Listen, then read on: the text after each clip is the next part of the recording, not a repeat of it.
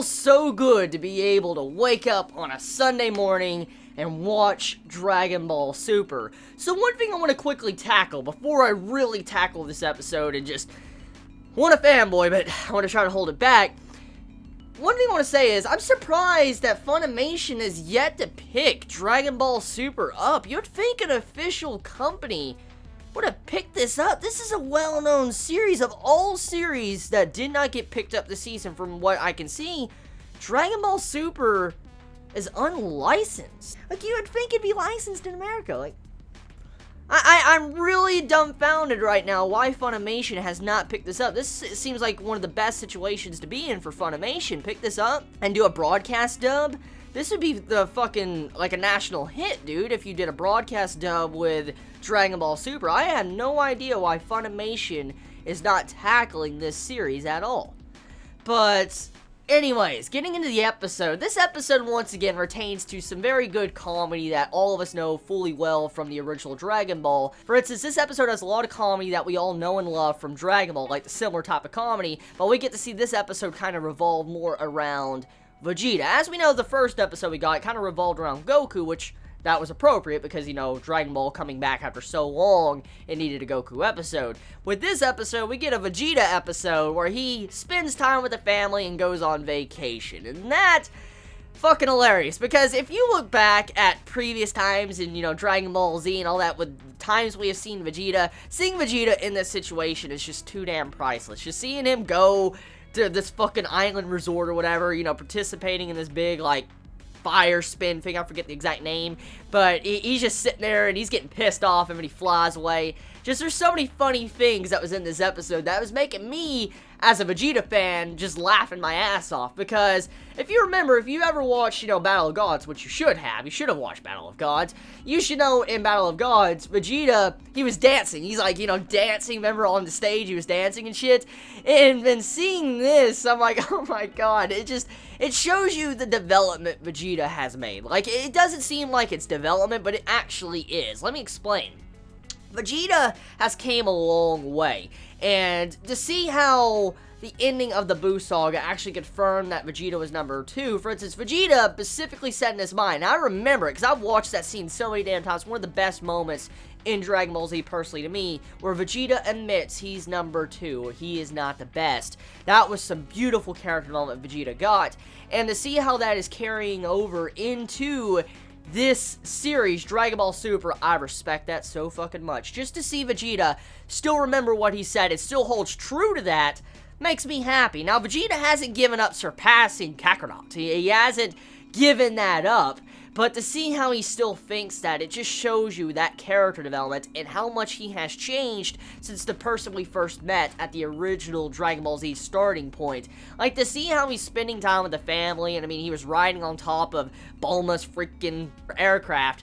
It was a very good and funny moment. Like, at first glance, it's very funny. It's very comedic, and you can get a good-ass laugh from it.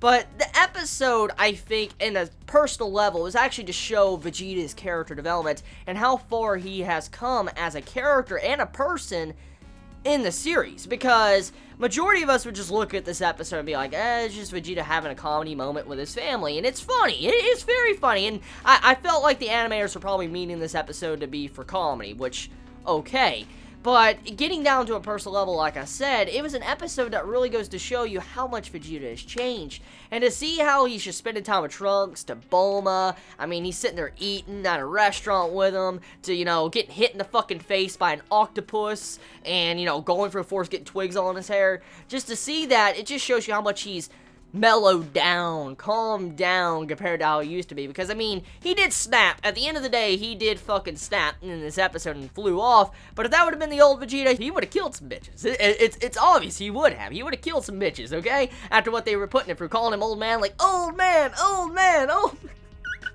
man. So, yeah, Vegeta would have killed some people. If this would have been, like, the Cell Saga, maybe, Vegeta might have killed someone. He might have. If this would have been, you know, the the Saiyan Saga, oh yeah, they were dead. So, just to see that, I'm quite happy. I'm quite happy to just see how Vegeta's character development is still there, and it's still progressing onward. And I'm willing to bet that this episode is going to have a lot of weight in the future of Dragon Ball Super, because I've seen, clips of the Resurrection of Frieza movie. I haven't actually watched it, but I've seen some clips and trailers, and Vegeta supposedly goes into, Super Saiyan God, or, Super Saiyan God, or something like that. It's a fucking whack-ass name. I don't know why the hell that name is so damn long, but Vegeta supposedly goes into, the Super Saiyan God mode, and he kind of becomes like Goku's equal, from what I heard.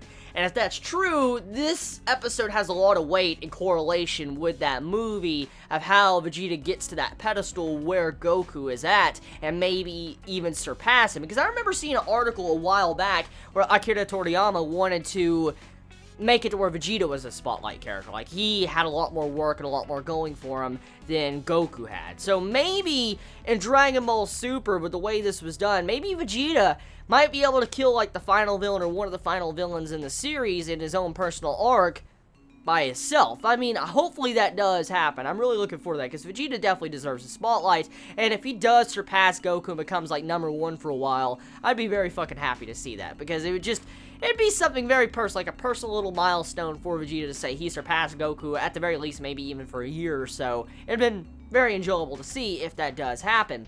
Now, from the episode, though, from the setup, obviously, we're getting into the Battle of God arc. Now, let me explain. From what a couple Chibits pointed out and told me in the comments last week, they said that Dragon Ball Super is going to be based around, like, 3 arcs that are supposedly rumored to be confirmed. We're getting into the Battle of Gods arc. For instance, the movie that came out, first, a couple years back? Well, the Battle of Gods movie is being made into this anime, Dragon Ball Super. It's being made into its own personal anime arc, and so it's like a retelling of the movie, but from a different perspective and different events. So, I don't really know how to feel about that, because with the way this is being done, like, with this episode, the setup is already similar, but very different from the way the movie was done. It's very different, because you have to where Lord Beerus, he's going back to his place to get some food, and if we remember from the movie, that's where he made his revelation of who, the Super Saiyan God was and where he wants to go, and that's exactly what he's doing at the end of this episode. But if we remember, he woke up out of his slumber, and then went to eat, and then he remembered. So, to see the process of this, it seems like it's taken its own different path, and it's really trying to label Lord Beerus as an evil guy, to a certain extent, because he just destroys planets. Like, you see him destroy the planet, and he's like, oh, I love seeing planets explode. And, I mean, he is the god of destruction, which, don't get me wrong, he has a job to do. And, I mean, if your job is the god of destruction destroying fucking planets, you better enjoy your job. You're gonna have a miserable-ass life. So, I mean, it's best to enjoy your job. But he reminds me a lot of Frieza for certain reasons, especially with the way his character is being betrayed in, these episodes of Dragon Ball Super. I mean, I know I've watched Battle of Gods. I'm just saying the way his character is being betrayed in this anime, Dragon Ball Super, he reminds me a lot of Frieza, because Frieza was laughing his ass off when he blew up planets. Like, oh, look at these fireworks, fucking laughing while he's drinking some wine. So, that's kind of what it reminds me of. And to see that, I'm liking, this little different take on Lord Beerus, how he's looking a lot more menacing than this dude that has a lot of comedy behind him in Battle of Gods. I mean, Lord Beerus is a boss, don't get me wrong, but I'm liking this different take of how they're trying to build him up as an evil villain. I'm guessing they're doing this to add some more emotion and tension to whatever finale is going to happen in Battle of Gods. And since the way this is going, like, since it's already being set up very differently from the way Battle of Gods, started, at the end of this arc, like, if we're getting into the Battle of Gods arc, might be very different from the movie. Like, it might end completely different. I mean, who fucking knows? Maybe Vegeta will go Super Saiyan God first. I'm just saying. I'm just theory crafting. It is a possibility, because this is a retelling, and there is some very different events going on here, so that'd be pretty fucking cool if they did go down that direction. But we'll see when we get down that road. Overall, though, episode very enjoyable, very good, loving it so damn much. Glad to see my Dragon Ball finally back. Tell me your thoughts. You all have a wonderful day or night, wherever you live. Please be safe. Chibi out.